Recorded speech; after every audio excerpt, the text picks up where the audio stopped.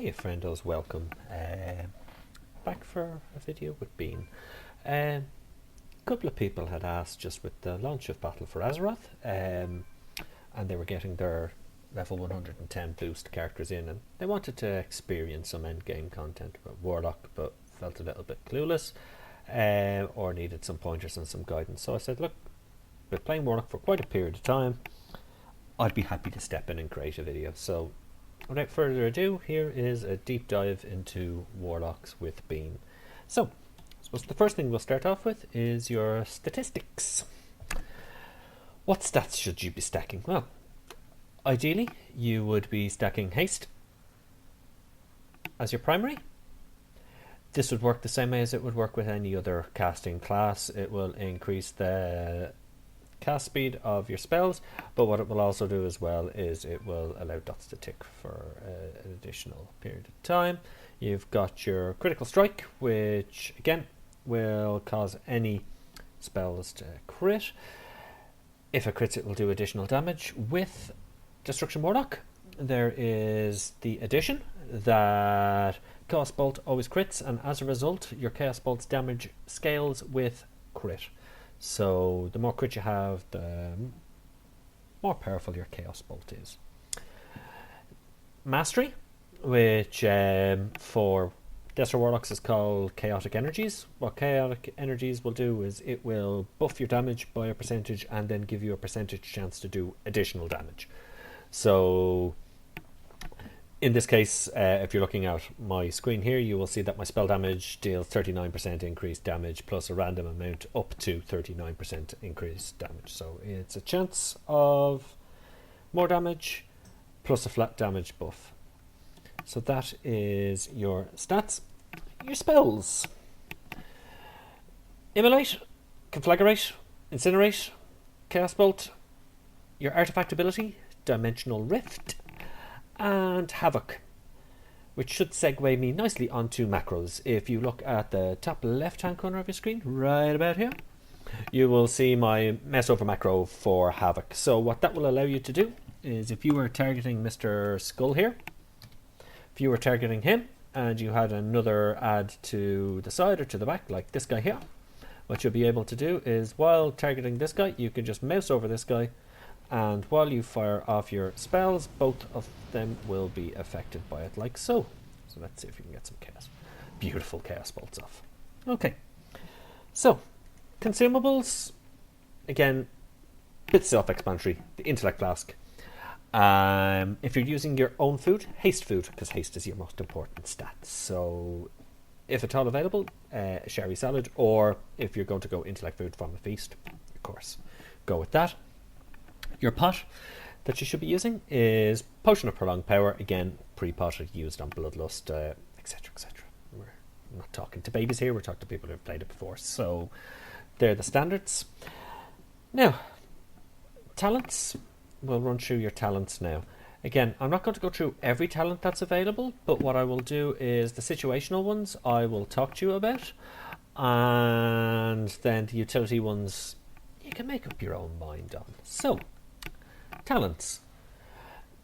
Backdraft is pretty much the go-to one for everybody. Backdraft, what it does is it reduces the cast time of 2 Incinerates or 1 Chaos Bolt when you use Conflagrate. Pretty go-to.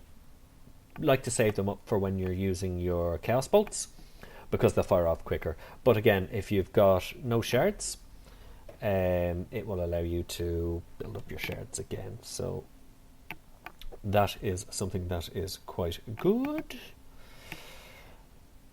Next line, you've got Reverse Entropy, Eradication, and Empowered Life Tap. The two that seem to be the most used. Eradication has made a huge comeback. It wasn't very popular during the last rating tier. It has become more popular again now. Or Empowered Life Tap. Empowered Life Tap, straight up DPS increase for 20 seconds by 10% while it's up. Again, you try and keep that up at all times, so you would always have that 10% additional damage. Some people do not like that mechanic. If anyone played Warlock during Wrath of the Lich King, they will remember if you live tapped, you got additional spell power based on how much spirit you had. So your sneaky third stat, you would have gear with spirit on it. So when you hit live tap, you hit like a truck. Works pretty much the same way, except it's not reliant on an additional stat. Next tier is pure utility. So you've got Demonic Circle, which gives you an additional portal to portal back to. Movement is a bit of a problem with Warlock, so some people do like that one. Mortal Coil is a heal, and it will fear people. And Shadow Fury. Shadow Fury is an AoE stun. All three have their uses. I like Shadow Fury. I like the ability to stun all characters, but then again, or stun all mobs. But then again, if you're dealing with an encounter where the ads are going to be immune to Shadow Fury, or there's no ads, why spec into it? It's a waste of a talent. So again, go with something else. But Shadow Fury is probably my go-to out of them all. Next line, Cataclysm's a big AoE, not popular anymore. It's a very slow cast. It does a shed ton of damage, but not popular at all. The two that most people will use, you'll find, is either Fire and Brimstone, which will basically give you a switch that you can flick on and off. When you flick the switch on, it will allow your Immolate, your Incinerate, and your Conflagrate to hit multiple targets around your target. So think of fights where a lot of ads appear. It's quite strong for that. Mythic Pluses, dungeons, very popular for that while you're running through and hitting multiple ads. Soul Harvest, very similar to Empowered Life Tap actually. It's just a straight up damage increase again. It will increase you and your pet's damage for about 20% for the duration of the buff. Last 12 seconds you hear me as I have a big gulp of tea. Next tier, Demon Skin, Burning Rush, Dark Pact. Again, utility. As I alluded to earlier on, movement is your problem as a Warlock. I tend to run with Burning Rush. It just gives you an extra means of getting out of the bad. Not hugely impressed with the fact that it hurts you while you have it on, so you need to remember to flick it on and off. Otherwise you could seriously hurt yourself, or better yet, cause a wipe. The next one is your Grimoires. Your Grimoires are predominantly used now are Grimoire of Supremacy, which instead of summoning an imp, what it will do is it will allow you to summon either an Infernal or a Doomguard as a personal pet. Very, very popular and synergizes very well with a specific legendary, but I will save that until we get to it. Grimoire of Service is just an additional minion that you can summon on the fly, so the likes of an imp, the likes of an additional Fell Hunter if you need a quick interrupt, and then additional damage. So it can be used as burst or it can be used as extra utility. Grimoire Sacrifice, which hasn't been seen since Cataclysm. What that does is you sacrifice your pet. It will give you a chance to do some additional shadow damage, and it will also give you an ability as well, if I'm not mistaken. Hasn't seen the light of day since Cataclysm, if I'm honest with you. Supremacy and Service are definitely the stronger choices here, which ends up at our final tier, which is Wreak Havoc, Channel Demon Fire, Soul Conduit. Very, very situational. Very situational. Wreak Havoc, if you're dealing with an encounter that's council style, so two bosses up at one time, can be very, very useful, especially tied in with having a full run of soul shards, because what you can do is you can fire off as many chaos bolts to two targets for a longer period of time. Channel Demon Fire will fire bolts of Felfire, like a metric shaped ton in a cone, and can be very, very powerful, especially on multiple ad phases. And then Soul Conduit, which gives you a chance to have a soul shard refunded back to you. It's a 15% chance. Has been nerfed. It was a little higher, I believe. But they are your three abilities, very situational. This is kind of my cookie cutter, does everything, one size fits all build. When you're doing harder content, you're obviously going to tailor your talents to what the boss encounter favors. You're also going to taper it to whatever legendaries you have. I'm in a very fortunate position that I've been playing my Warlock since the start of the expansion, so I have all the legendaries. When it comes to that, people aren't going to have all of them if they've just picked this up now as an alt. So, that's going to be something that you're going to have to kind of either A, put the effort in, or B, put the effort in on your main. And if your main has already got all the legendaries, you might get a chance of getting a Warlock one. So just to go through the legendaries, and I'll leave the talents up here because I want to show you how the different legendaries can tie in with your talent choices. So, bracers. There's 2 bracers that are highly recommended. One is the Magisters of the Restraints. The other is Cinderai Spite. Magister of the Restraints is exceptionally good on fights that have multiple adds in it. What it will do is it will allow your Chaos Bolt a chance to cleave any additional add within 30 yards. So if there's multiple adds being spawned, you hit your Chaos Bolt off, it has a chance of hitting them. It can be a significant DPS increase. The other one is Cinderai Spite. Now, Cinderai Spite, what that will do is when you use your Doomguard or your Summon Infernal, what will happen is you will have increased damage dealt by your pet by 15% for 25 seconds. So, you have an imp out, you summon your Infernals, and then your imp will hit harder for a period of time. That's how it will work. Now, ideally, if you were going to use this, Cinderai Spite, you would probably be better off tying that off with having Grimoire of Supremacy, because your Doomguard or your Infernal, if it's your permanent pet, will do more base damage than an imp, or a Fell Hunter, or a Succubus. So you're probably better off tying that off with Grimoire of Supremacy, and then every time you use your Summon Doomguard or your Summon Infernal, you will get then to do additional base damage. So it's a significant DPS increase. So the two of them tie up really, really nicely together. The next one I want to talk to you about is Lessons of Space and Time. Lessons of Space and Time is a must.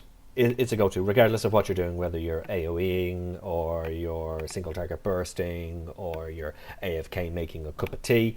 That's your go-to. The shoulders are a must. What will happen is it will give you a DPS increase every time you use your Dimensional Rift. So, real life situation. You've got all your soul shards lined up really pretty. You're about to fire it off. You're about to fire them off. Hit your Dimensional Rift. They're going to hit for an additional amount of damage. It's 10% while the portal of your Dimensional Rift is up. Next one to talk about is Ferity of Souls. It was very, very popular. This was the go-to at the start of the expansion, but alas, with all good things, it comes to an end. It has been heavily nerfed. It will give you a 6% chance of generating a Soul Shard while you're doing fire spells. All your spells are fire. Including Chaos Bolt gets classed as fire because its chaos damage comes from all schools of magic. So when you're using a fire spell, you've got a chance of having a soul shard refunded back to you. I still really like it, although it's been nerfed heavily.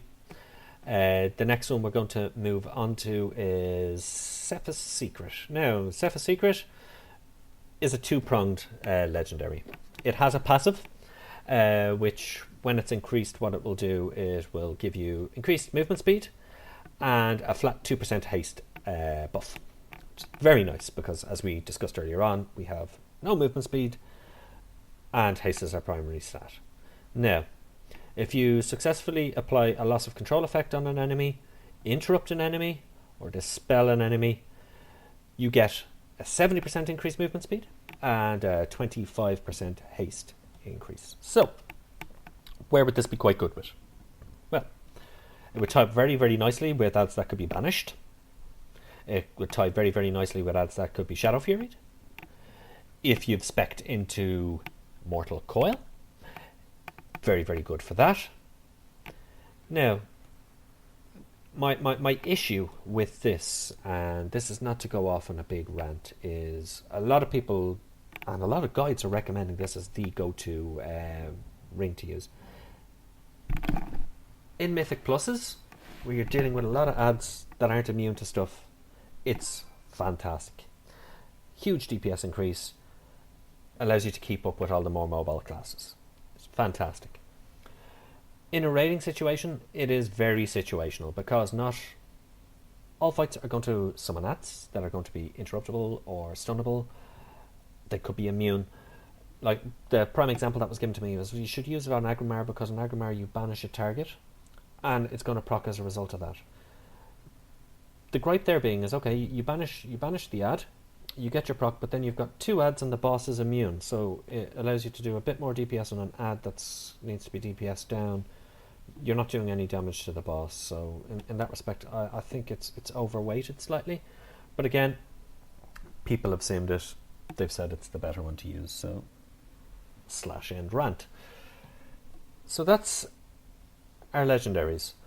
One little thing I just wanted to touch on very, very quickly. A lot of people ask, when do I use the Summon Doomguard or when do I use Summon Infernal? So, we take a look at her wonderful weapon. We have an ability here called Lord of Flames. What Lord of Flames will do is when you summon your Infernal, an additional 3 will summon with it, okay? An Infernal does a pulsing radiating AoE damage, so its primary function is I need to burst down a load of ads really quickly. I summon this ad, it lands in, it does splash damage, and then it pulses damage away from it, and it allows you to get through those ads very quickly. With Lord of Flames, it also becomes more powerful for single target. So, what will happen is, the first time you summon an ad, you will use your Infernal, we'll say. It will put a debuff on you for 10 minutes, saying that you can't use it. So if your fight encounter is going to last longer and you've got a chance to summon another Guardian, the idea would be if it's single target, then you would use your Doomguard. If it's to kill ads that have spawned, you'll use your Infernal, drop the Infernal down on it, and it will do its radiating pulse damage. So the rule of thumb is single target. If you don't have the Lord of Flames debuff on you, use the Infernal. If you're using it for AoE, use your Infernal. If you're looking for single target, use your Doomguard. So hopefully that explains it to you and how the talent works. It's quite useful in that respect. We've kind of gone through everything now at this stage. I'd like to put it all together and show you how it works. I've also noticed I omitted to go through what the rotation is. I mean, the rotation can be very, very easily summed up as I want to make Chaos Bolts happen. When I'm not making Chaos Bolts happen, I'm building up the resources to make that happen. So it's a burst phase, a recharge phase, a burst phase, a recharge phase. As we touched on earlier, the soul shards are your fuel that will fire your Chaos Bolts. A Chaos Bolt will take 2 shards away. So you've got 5. So unless you've got something that refunds shards back to you, you're going to cap out at being able to fire 2 Chaos Bolts. That's where the likes of your talent Soul Conjurer can be quite good, and that can be where your belt comes in handy as well. It gives you the chance to fire off multiple Chaos Bolts. There are some talents in here that will allow that to happen, and the likes of Soul Snatcher gives you a chance to refund Chaos Bolts. So if you notice, I've got 2 talents into Soul Snatcher. I have Soul Conjurer on me. I'm going to pop the belt on, and I'm going to pop the shoulders on, because as alluded to earlier on, the shoulders are mandatory. The belt is a personal choice. And I'm just going to stick on my second ring because I couldn't put on Zephyr's to show you how that's going to work without it. So, what we do is, we keep our life tap up. We will build up our shards. When our shards get up to 4, hopefully we'll cast off some Chaos Bolts so that we don't tap out of it. We will use the Dimensional Rift as a DPS increase, and on our burst phase at the start we will use Soul Harvest to increase it all. So what I'm going to do is I'm going to target this fella here. I'm going to give myself a pull timer. And we're going to be away with the wacky races. 5. So 4, pre-pot, we'll 3, live tap. 2. We'll open up with 1. Immolate, a couple of Conflagrates. Let's put Havoc on this guy here. Let's open up a couple of Dimensional Rifts. Let's hit this guy, and here we go, some Chaos Bolts off.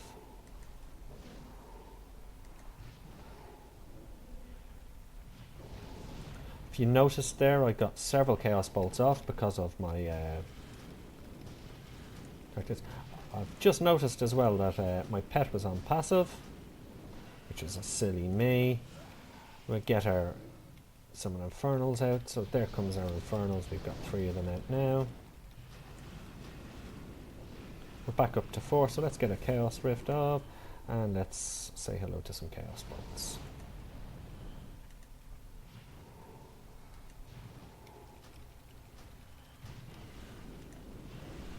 Being a bold boy that I am, I let my life tap drop off. Fire up a Dimensional Rift. Let's get a Chaos Bolt off again, just because seeing as we're playing catch up, seeing as my pet decided he didn't want to cooperate at the start. Let's get our Grimoire for another one signed up.